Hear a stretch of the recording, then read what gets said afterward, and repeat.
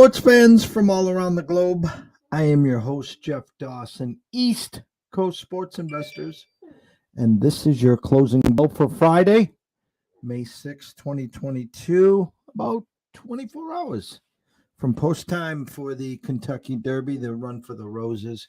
Shout out to our buddy Sean Alvarez at Smooth Turn 12. Came on today talking some of the angles and what he does to handicap a race, and he talked about replays, and kind of reminds me of kind of the back end stuff that myself and Scott do when it comes to these games. But big thanks, short notice, and pow, he was here. Obviously, we will have him back in 2 weeks for the Preakness. I guess there was actually a weather delay as we speak for the next race coming up there. Buddy just texted me that. For the MLB today, 1, 2, 3, 4, 5 games postponed.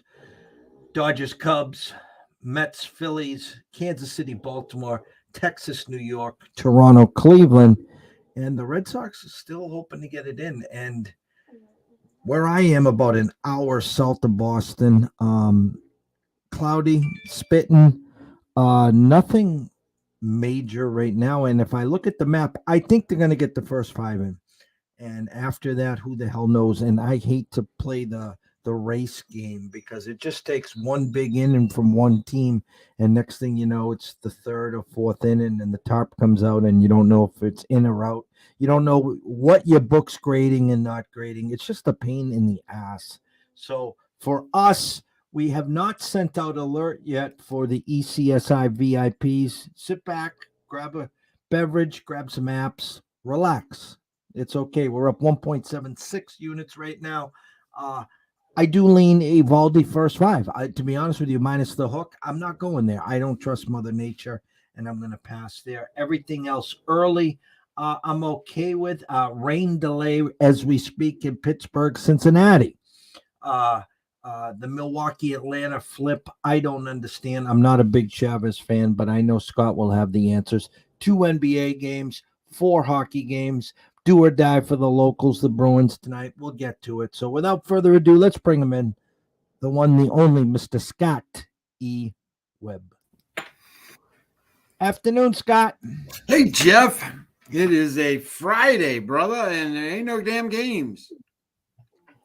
As Billy Hewlin, a shout out, he goes, VIPs are ready to cash some tickets, and I am too. Trust me, I am. It's been a busy day. On the airwaves, behind the airwaves, calls, emails, you name it. We're excited. And again, I've preached till I'm blue in the face to anyone that wants to listen. Please do.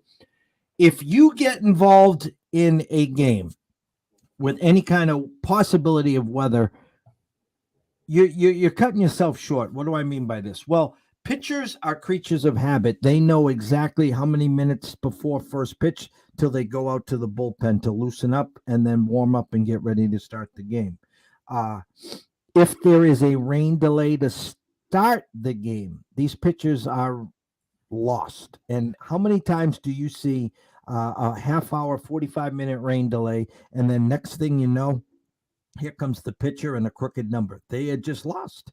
And or you're banking on a big-time starter. I brought up Garrett Cole this morning with Riley on the breakfast bankroll. And I says, you're banking on Cole. Well, what happens if Cole pitches the first inning and then there's an hour rain delay? And next thing you know, guess what? Cole isn't coming back. So you're at the mercy of not just Mother Nature, the manager, the delay, and who's coming in after it. So for me, it's a hard pass. Well, in today's baseball, with the way that these guys are babied on the mound, and I don't mean that in disrespect to maybe 20 years ago, but they're assets. These guys are assets, and they're only allowed to throw 100 pitches.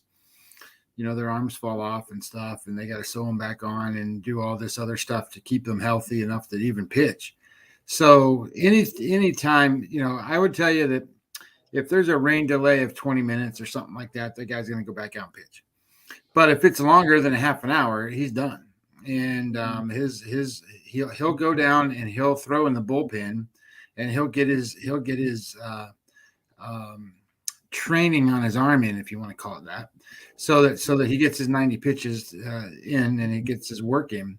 So I don't know what people know about what these starting pitchers go through, but what happens is, they pitch every fifth day, but they actually don't pitch every fifth day. They pitch more than that. So they go out and start every fifth day. So they take 2 days off, and then the third day they go have a bullpen session. And in that bullpen session, they might throw 45, 50 pitches just to keep their arm going, and then they're ready to go for the next start that they make. If you watch closely, the guy who's charting the pitches and keeping track of what happens with the batters and the hitters and the pitch types and things that go on is in a game, every game, is the pitcher who's pitching the next night. So unless it's a weird scenario. So here's a weird scenario that happened. The San Francisco Giants had to stop off and play. I don't remember what team it was. But they had to stop off and play like the Cubs or somebody like that, or the White Sox, or some weird scenario. But Rodon was supposed to pitch in that game, and he got pushed back to the next day. But they flew him to San Francisco ahead of the team, and that way he got his normal night's rest, and he was ready to go. So he wasn't charting pitches and stuff. But Major League Baseball players go through a cycle of things, and they have places to be and times to be at. I will also tell you that a lot of people think that batters, because they don't get to take batting practice, don't get to work in. And that's just not true either. In today's game, they have an option and a choice. So they can hit underneath in the batting cages, or they can go out and they can hit and take BP, in front of the crowd. Some like to do one, some don't like to do the other, and they have an option. And in most cases, maybe some managers and teams prohibit that as an option, but I was listening to Joe Girardi talk about it today, and he's like, yeah, it's been cold in a lot of places, but, truthfully, we're not missing any work. And he even said, I like it better when the guys are in the cage because they're not standing around. When you're out on the field, you're shagging fly balls, or you're doing this, or you're chasing down that, or whatever, and you're trying to get your defense in. But you can do that in the cages too. They can hit you ground balls, and they can do different things. So, and he said, the guys just go through a rhythm and emotion, and they don't have to be out there. So the weather impact on performance of play is much less than it ever has been in the past. And I would also say that as long as the pitcher doesn't have a half hour in between, where he stops off and then has to restart again, he'll go pitch. But if he has more than a half hour break, he's done for the day. Well, again, it's a short board. Well, it's not a short board, but it's a short board. I'm going to bring it up here for you now. Plenty of red to take a look at. There's still some opportunities to dive in the NBA pick. Word is EMBID will play. Well, he passed concussion protocol. Now it's just the sore thumb or whatever's going on. So the assumption is he will play. Phoenix, Dallas. I talked about this morning. Phoenix opened up at 1. It was a pick all morning. Now Dallas won 1.5 in some spots, a pick in others, and at DraftKings, Phoenix -1. My thoughts initially was, excuse me, kind of enticing you to take the Mavericks tonight. Do or die. They've played 2 decent games. Obviously, Suns just too much. It's a good spot for Dallas. I'd respect them if they were 2.5, 3-point favorites versus a pick, and then having the public come pouring in there. And then in the basis, Scotty, you got a handful of games, so the board is yours. Well, these games are I don't want to call them. They're just tough spots. So like that Boston game you were talking about with Evaldi here, and I would normally want to play Evaldi today because he's got great numbers and all that stuff, but he's off a game score 83. I don't like that. But that doesn't mean a whole lot because Velasquez is off game score 71. His for the season is a 45. So Evaldi's the better player. Evaldi's the better pitcher. I think that we've been talking about Boston, and we can talk all you want to about their bullpen, but if you don't score runs and you don't hit the ball, you're not gonna win many games. And that's, in my mind, that's where they got to go. And just on Don Bess as we speak, Joel Embiid concussion status has been upgraded to probable. Yeah, I just looked at the lineup and it says very likely to play. So I think he's going to play. I don't discredit that at all. I think he's going to be out there. So I will tell you that I think that Pittsburgh Cincinnati line is an interesting game because Brubaker's not. He's not a top-notch guy. And this Overton kid who's pitching for Cincinnati, he's only pitched once, and he pitched a great game the first time out. So that kind of tells me that, well, he's not necessarily going to pitch that good. He's a guy they got from the Marlins, and he's only thrown once. So I'm going to pass on that game. I don't like it. I don't like Pittsburgh being a road favorite. Can you believe that? How can Pittsburgh be a road favorite even over a team that's only won 3 games? So give me the team that's won 3 games is what I would try to do there, but I'm not going to do it because I think Overton's in a bad spot compared to what maybe Brubaker is. I don't like the Chicago White Sox game, so I'm going to pass that one. This Lauer game is amazing to me too because now you got Chavez on the mound. So Chavez, now I will say this. He's been around forever. He doesn't throw hard anymore, and maybe he never did. But he'll go 2 and he might even go 3 innings. He's a guy that can go depending upon how he does on outs and so forth. He can get there. Lauer's just been lights out. I mean, the guy's been as good as there is in Major League Baseball. But I don't like the matchup for him.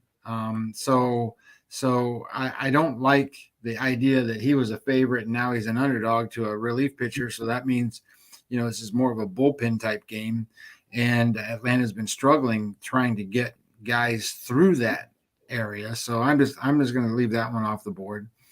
So then you get Logue against Winder. Okay, well, who in the hell are these guys? Well, Winder's a pretty good damn pitcher. But Logue is a relief pitcher. So that's a bullpen game for Oakland. Okay, well, Oakland that's just no good. And now you want me to pay this much on Winder? I'm not going to do that either. So I'm just going to pass that one. And I don't know if you got an updated thing there, but the Angels are doing a bullpen game too. So they got what's his name, Jumbo Elliott out there, whatever the hell his name is. Yes. Yeah, there you go. The right tackle is going to go out there and throw pitches. So it's interesting because Washington played Colorado and they played them pretty tough and actually scored quite a bit, hit the ball really well. And they're showing very good progress on the offense. And now they got to go. And so that should carry over for this first game. And Adon or whatever you call him, he's had some surprising starts in between here, but you can't count on him to be any good. So I'm going to scratch that game. I'm just scratching games right and left, Jeff, except Detroit and Houston. I'm going to play Houston today. And I know that you don't play this is one of those things I'm trying to get beyond because I I'm going to play them on the run line, and I know they're the home team, and I know I don't get to bat in the 8th inning or 9th inning and all that stuff. I know all that. But everything that I've looked at over the course of the last 2 years in terms of trying to research this, there's I don't want to call it far and few between because that's not really the right answer. And I don't have a percentage number in front of me because it just gets complicated to figure all this crap out. But the home team does cover the 1.5 more often than you think they do. And I'm going to play them today because Garcia he's like a number 2 kind of pitcher for most teams. He could be a number 2 anywhere. And he hasn't really done a whole lot yet, but he's starting to get there. I mean, he's only thrown one game below average. He's thrown one game at average, and everything else been a little bit above. And the last 2 games have been those 2 games. So I'm expecting him to pitch pretty well tonight. And Brisky, he's a kid that I think is going to get overmatched tonight. He doesn't throw that hard. And he's off of his best game that he's had. So his number shows 5.50 xFIP number and a 5.39 Sierra number. And Houston's starting to wake up their bats. So I like the idea. And no, they didn't do it yesterday. I mean, they what was it, 5-2 or something? They had to hit a home run in the last, or a ground ball through the gap when they moved everybody over. So your boy, the right fielder there, did that for you. Tucker. Yeah, Tucker. So I like this matchup, and I like the bullpen that Houston has versus the bullpen that Detroit has. So I'm, Brisky's strikeout rate 5.4 per 9 innings. So that means balls are going to get put in play, but he also is a walk guy. He's 3.6 walks, puts guys on base. So his, we've been talking a little bit about left on base percentage, and his left on base percentage. Now he wasn't in the original rotation, so he's only got, I think, 2 or 3 starts, and it's a little convoluted here, but he's got a 100% left on base percentage. So he's only been giving up runs when they hit home runs. So I don't think that's going to be sustainable. And I like the idea that Houston's offense is playing really well. As a matter of fact, I have their number right here in front of me, sort of. There it is. Houston is right now number 3 in all of baseball in the last 7 days on offense, and that's pretty good. And then, when you start talking about where Detroit is, Detroit's 28th. So I like that disparity. So I'm good with it. I think that I got it at -1.5, -115. I don't know if it's still that number, but I'm good with that, because if you play them in the first 5, you have to play the -1 at DraftKings if you're going to do it. Because if you play it -0.5 run, I think it's too high. It's like 145 or 150 or some stupid number like that. So why would you do that if you can play just 1.5 at 115? That makes more sense to me. So that was the one play that I was going to do. And I'm kind of interested in this Colorado-Arizona game. I'm not going to play it. But I think Merrill Kelly's been one of these guys that's as good as anybody. And cool. They got him from Pittsburgh. I don't know that people realize. Here's his game scores, Jeff. Over the last 4, he had 4 starts so far. His last start was a game score 56, so that's well above average. The time before that, 64. That's pretty damn good. The time before that, oh my God, 73. Holy shit! And the time before that, 55. He hasn't had a bad start yet, and he's going to face there's only one team in Major League Baseball not hitting 200, and it's Arizona. So I can't tell you that he's not going to have a good game today, because Arizona can't hit nobody. So I'm all good with this game as saying skip that one. And I know our favorite one of my favorite pitchers, and I know you like him too, is Sandy Alcantara. But something's wrong with Sandy. Do you know that he has a walk rate of 4? He's walking 4 guys per 9 innings, and he's only striking out 7.5. He's a 10 strikeout guy. So So there's something's not right with him. So I'm not going to play him tonight, but I am going to play your boy Gilbert tonight. And I'm gonna do this in a way that I think is the best that I can think of. I'm gonna play the first 5 innings money line. I'm not gonna do on the run line or any of that stuff. And there's two things. One, Tampa Bay is going to start Whistler today, and I'm not a big fan of Whistler. Not that he's not a good pitcher or anything. I'm just not a fan of Whistler. And number two, when he's out of the game, they're going to bring in Fleming. And I love when I will never bet the Rays Fleming pitches. He's a soft tosser, and usually he's a great guy to come in after an opener. But they've had him start a couple games, and he's just bombed. His numbers, where's Tampa Bay? There. His numbers are not good at all. He's got a 4.14 xFIP, a 4.09 Sierra, which isn't terrible. Those are kind of average numbers. But he's got a 5.14 walk rate, 2.29 whip. So he's averaging more than two guys on base every inning.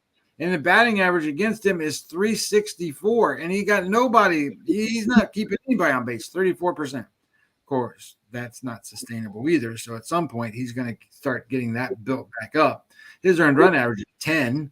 So I don't like the idea that so I kind of been fighting in my head how to play it, because Gilbert's the better pitcher, should hold the Rays offense, which is about, 11, 12, something like that in Major League Baseball. But Seattle hasn't been hitting. So when you look at it, you got a better offense in Tampa Bay. You got a better bullpen with Tampa Bay. The only advantage you have with Seattle is the pitcher. But that means a lot. And I don't think, when I lined this game out, it was like minus 150 or something like that for Seattle. So I like the idea that I'm getting some value here. So I'm going to go ahead. I'm going to play them on the money line in the first 5 innings and hope they're ahead 2-1 or something. Squeak across to one run or at least two, so that they can get there. Maybe Rodriguez, who's starting to turn things around for that team, maybe he can hit a home run, or Crawford or somebody like that, J.P. Crawford, because nobody else is hitting for the Mariners. I mean, they got J.P. Crawford and Julio Rodriguez that are hitting the ball, and everybody else is not. So it's a problem, but it's a problem I'm worth paying for, because I think you got a better pitcher. And I'm just staying away from Hicks and Cobb, because Hicks is coming off the injured report, and I don't know how many innings he's going to go. And Cobb just got racked up the last time he pitched, and he's one of those guys that he had a great spring because he found some velocity, so he's throwing harder than he's thrown in a long time. But he's one of those guys too that tends to be streaky. And if he goes 3, 4, 5 games good, he'll go 3, 4, 5 games bad. And he had a bad start the last time out. So I only got 2 games, and hopefully we can cash in some on some of that. All right, my eye test. Anyone that was here for the breakfast bankroll heard it. I'm going to run through it again. Couple things that Miami -3 now. Philly -1 or a pick, depends upon where you're shopping. Realistically, in a must game for Philadelphia, EMBID is worth a lot more than 3 or 4 points. He hasn't played in a while. I don't know how many minutes they're going to get. I think they want you to take the Sixers. I liked the Sixers probably before EMBID was playing. I thought you were going to get a lot from them. Hopefully the crowd, Doc, knows it's a must win. Staying away. Okay, I hope Philly makes it a series. I really do. I hope both these home teams win to make it a series. But I think, honestly, that Vegas is playing the Jedi mind tricks. Both road teams were favored. Both road teams are now underdogs. So it depends, again, where you're shopping with Miami and Phoenix. So I'm passing on both of those. I will just tell anyone that wants to listen, both Philly and Dallas are favored in the first half. So if you want to use the crowd theory and you think they're going to have at least a good 24 minutes, you can go in, play them in the first halves but just play the money line. Don't leave a point up there or one. Hey, Jeff, in that Miami Philadelphia series, and I know Embiid's going to play, but at the same time that Embiid's going to play, he played all season and he played against Miami before.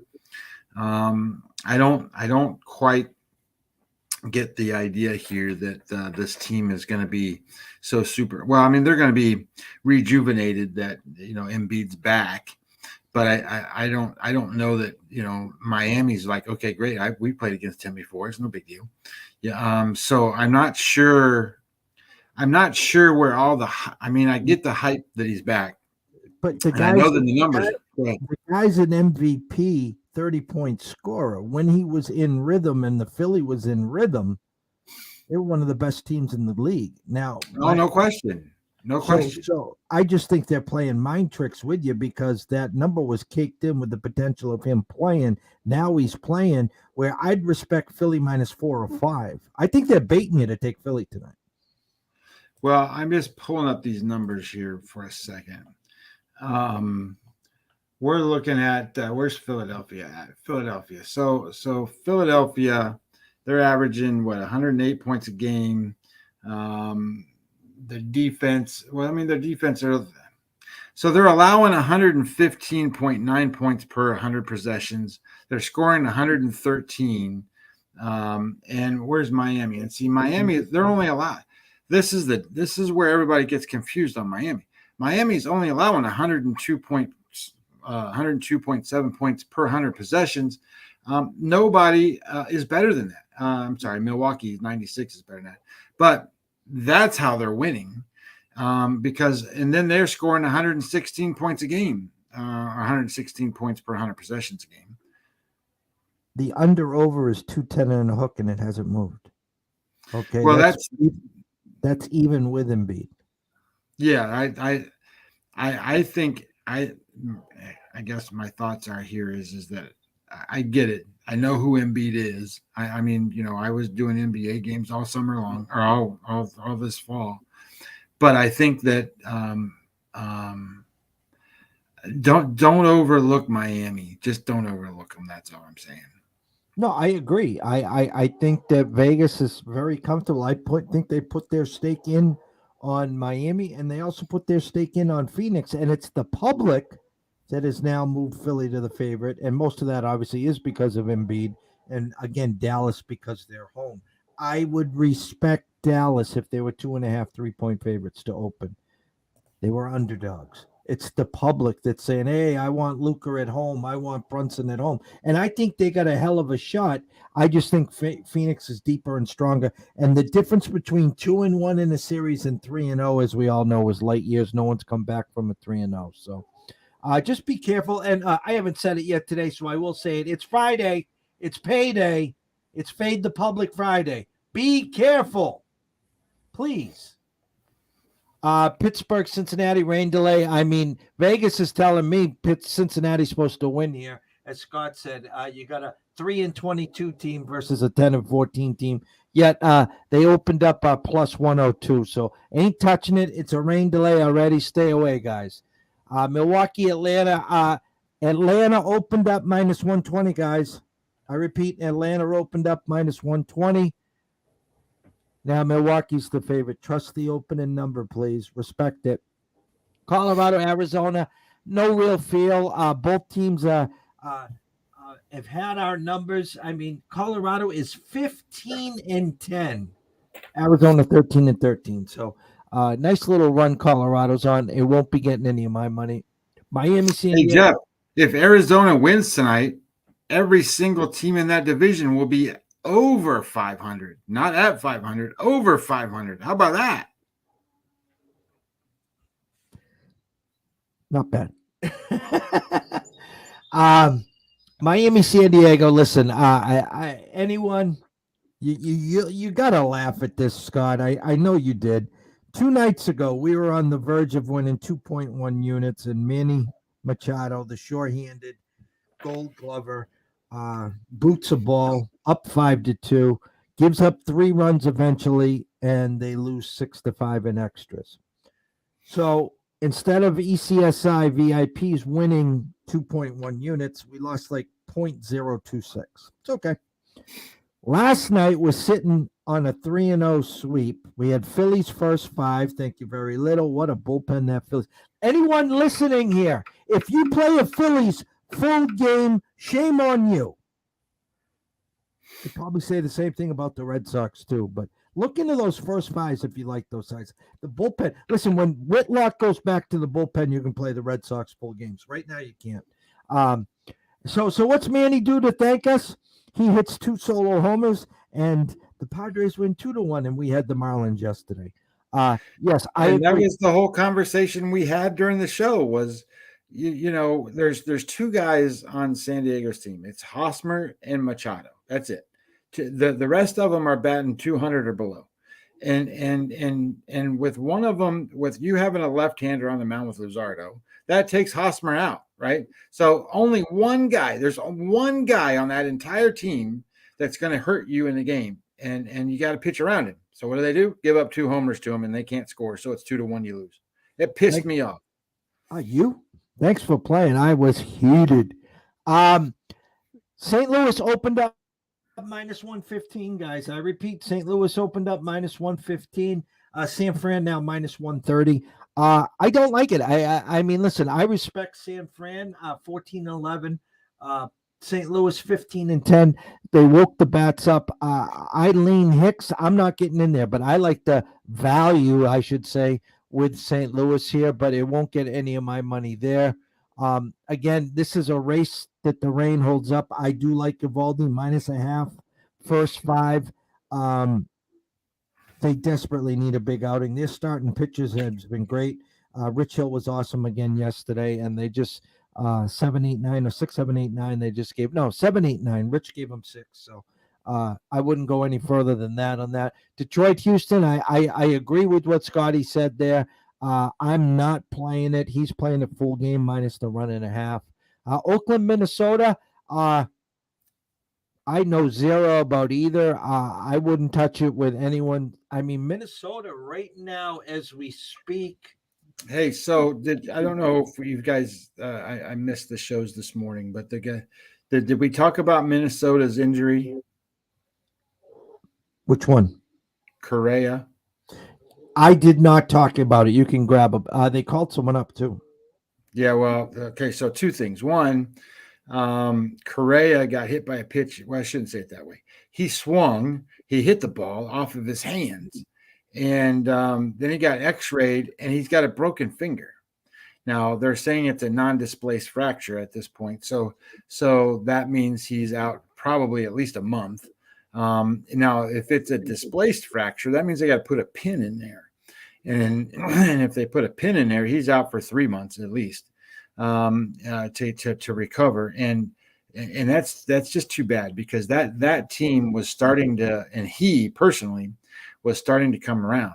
Now, the guy they called up, I got to look him up real quick because his name's Royce or something like that. His name, he is the, I think he was, I'm almost positive he was a number 1 pick in the draft. Royce Lewis, that's his name. And now Royce Lewis was did he play for the Giants? Huh? Did he come up from the Giants, or am I thinking of someone else? No, that was Bart from the Giants, I think. And if you're looking at the catcher. No, I'm thinking of Royce. There was a Royce. Go ahead. His name is Royce Lewis. Now, and he was drafted in 2017. He was the number 1 pick of all of baseball in that draft. He has been playing. He's been playing AAA. His batting average is .310 with a .430 on base percentage. That's pretty damn good. And his walk rate, Jeff, 15.9% in the minor leagues. Now, I would tell you that what's important to understand is some of that stuff doesn't always carry over to the big leagues. But what does carry over is a guy understanding the strike zone. Usually what you run into are these young kids that come up here and they want to do this or do that and be real good and all that other stuff, which is right. But they're real aggressive and they swing at stuff outside the strike zone. This is not like an unusual. This is like a good guy coming up. This is like a rookie prospect guy that's really good. Now he doesn't have the big home run punch, but he's a 300 hitter that plays good defense. So I think what's that kid's name in Houston? Pina or whatever his name is. That guy's pretty good too. And he's Houston's number one prospect. But this guy was drafted number one of all of baseball. Number one. As we speak, Pittsburgh Cincinnati has now been postponed. It's like there's a hurricane, torrential rain across this whole MLB blanket tonight. So man, just put them all in Florida. We're good. Yeah, thanks. Oakland, Minnesota will pass. Again, I'm a big Gilbert guy. I hope he has a great game. I hope he gets the win. My initial thought is they're begging for Gilbert money. That's just my eyes. I think this number should be a little higher, even though Tampa's won 4 in a row. The way Gilbert's been pitching, I'd respect it more in the minus 135, 138 instead of the 125. So I'm going to pass. I'm going to be rooting for Gilbert and Washington and the Angels. As Scotty said, opened at 9 and is now 9 over 25. I think this game gets over 9, but tread lightly when I say that when it comes to totals. Carolina and the Bruins, again, Bruins are now up to 141 at Circa, 140 at South Point. I think the Bruins win. I'm not telling you to run to the window. It's a steep tax to pay. Talk to me on Sunday there. Toronto, Tampa, this opened at 115. I think they're baiting you for Tampa money. I think Toronto bounced back today, and I think they get the win and take a 2-1 series lead there. Minnesota, St. Louis, this line only opened at 115.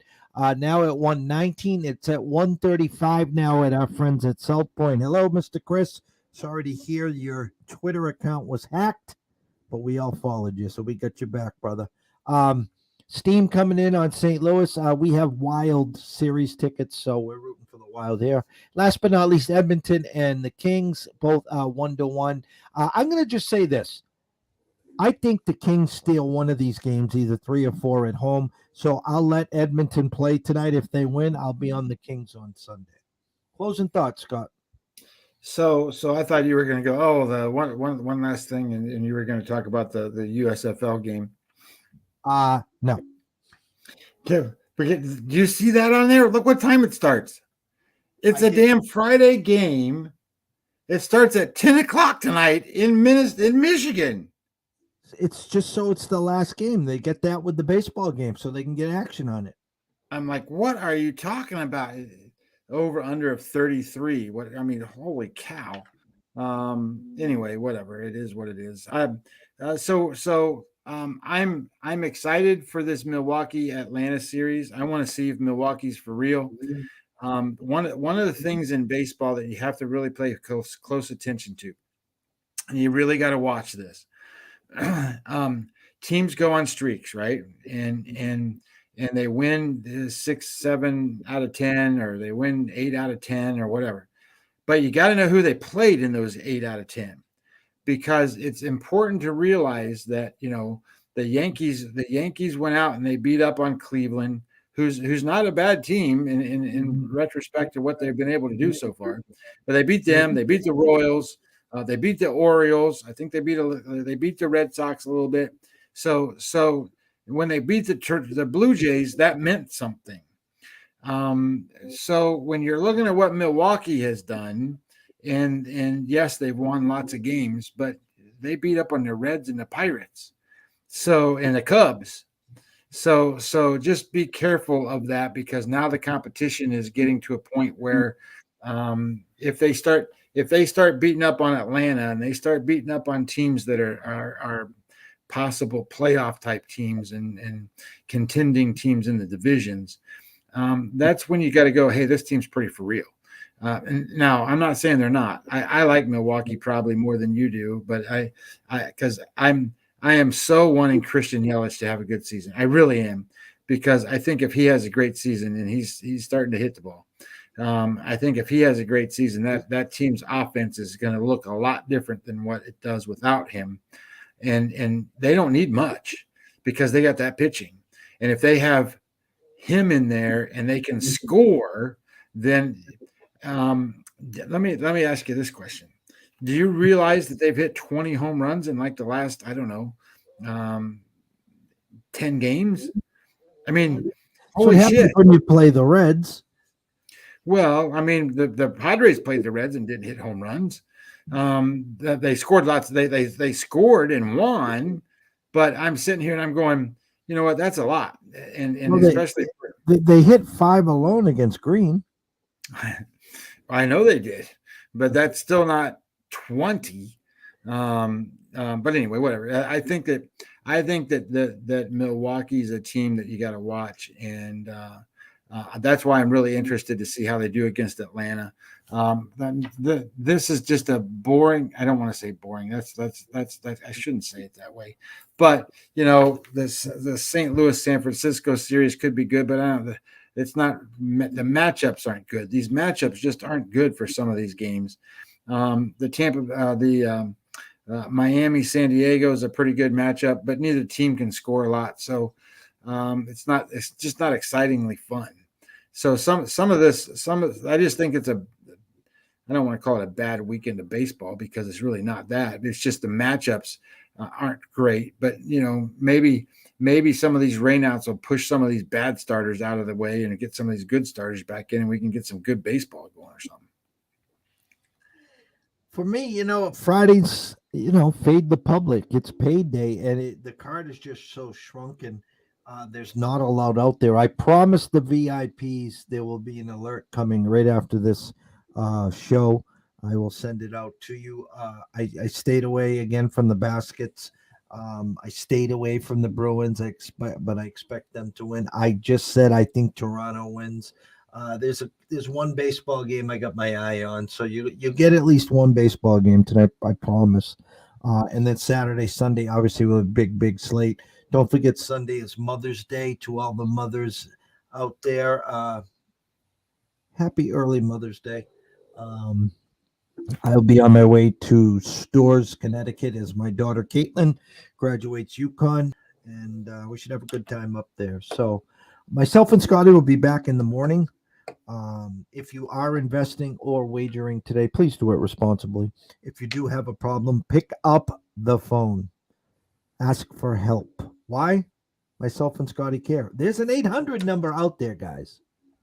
We want to see you here today, tomorrow, next week, next month, through 2022 and beyond. From myself, Jeff Dawson at EC Sports Invest, from Scotty Webb at Webby20 MLB, we wish everyone a blessed evening. Have some fun. Make sure you bring the pizza home for the wife and kids, please. And we'll see you in the morning.